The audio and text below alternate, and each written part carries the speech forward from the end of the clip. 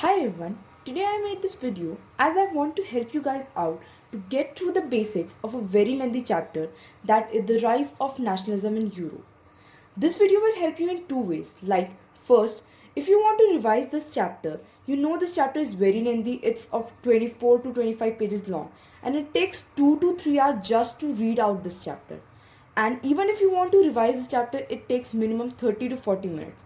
But today I'll help you to recall this chapter in just 7 to 8 minutes. And the second thing is that even if you have not read this chapter, I'll try that all your basics will be cleared. So let's start.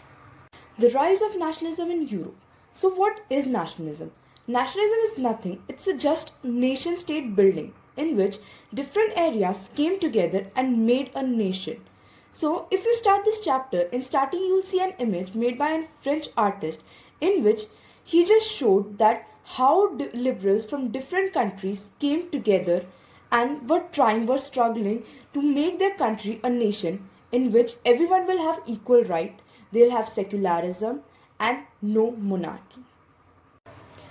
So this was the introduction of chapter. Now you know that this chapter contains 6 main parts. So let's start with the first part. The first part is the French Revolution and the idea of nation. As you all know, in 1789, French Revolution happened.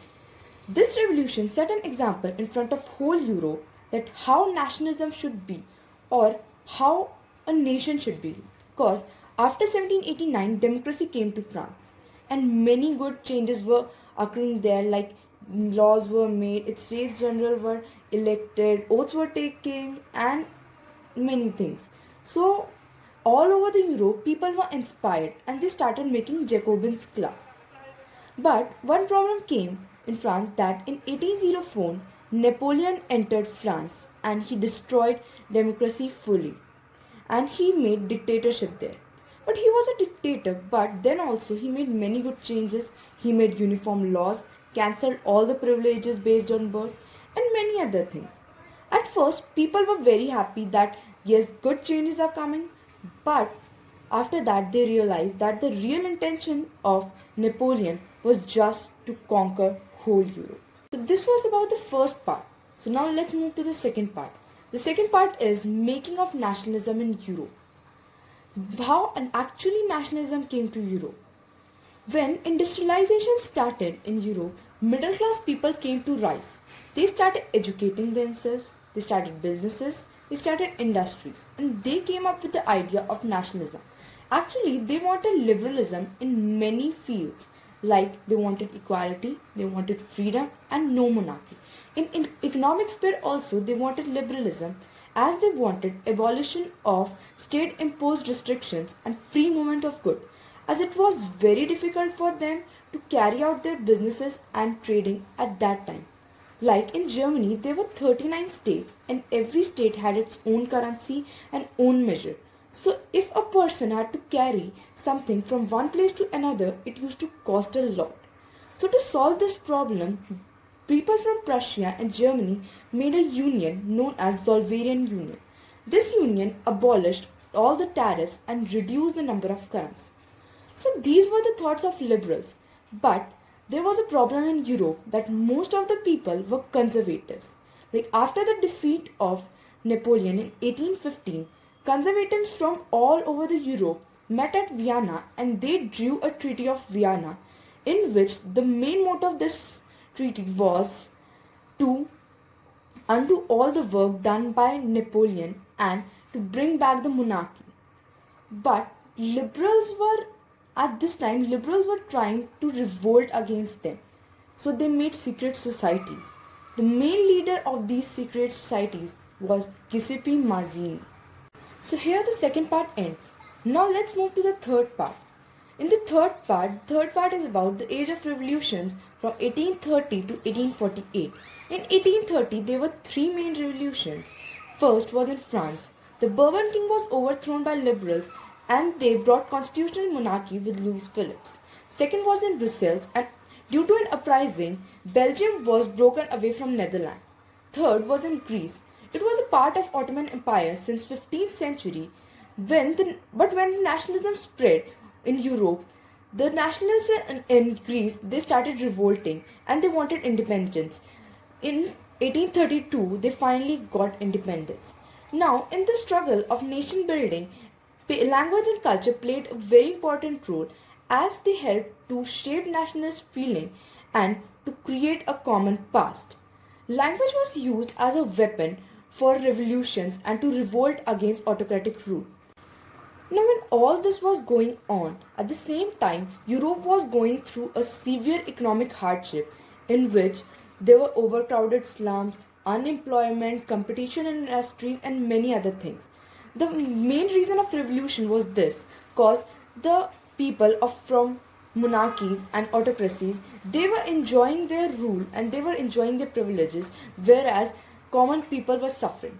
So again in 1848, three revolutions happened. First in France, people revolted and Louis Philippe fled. Then second was in Cilicia, people revolted against their contractor. Third happened in Germany. People met and voted for German National Assembly. They drafted a constitution, but the problem was that people from aristocracy and monarchy, they repressed this uprising and finally the assembly was disbanded. But then also there were some good changes as the people who were conservatives, they realized that they should give some concessions to the liberals. So now let's move to the fourth part. The fourth part is the making of Germany and Italy. In this part there are three main cases of unification. First is of Germany. In Germany, as I told you, in 1858 people revolted, but their uprising was repressed by monarchies and aristocracies. The main leader in this repression was Prussia. Prussia took over the leadership and fought 3 wars and finally completed the process of unification. Then finally in 1871, Prussian king became the ruler of united Germany. That's how Germany united. The main leader in this unification was Otto and Bismarck. The second case is of Italy. Italy was divided into 7 states. Only one state was under an Italian ruler. Many people revolted for the unification of Italy, but they failed. Then finally the pressure came on Italian ruler to unite Germany through wars. So he fought wars with north and south of Italy, as north was under Austrian rule and south was under Spanish rule and the center was under Pope. So he fought war with these 3 sections and finally won. And then finally in 1861 he became the ruler of unified Italy. That's how the unification of Italy happened. Now the third case is of Britain. It's a strange case as there were no British states prior to 17th century. But what happened when English people came to rise? In 1688, they seized power from monarchy and they made a parliament.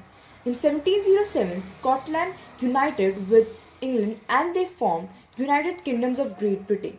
Then in 1801, Ireland was forcefully incorporated with Great Britain. That's how the dominance of English people made the unification of Great Britain. Here the fourth part is completed. Now let's move to the fifth part. The fifth part is visualizing the nation.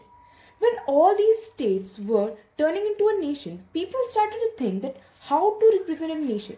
It's easy to represent a king or queen just by making their frames, portraits and many other things. But how to represent a nation as a whole?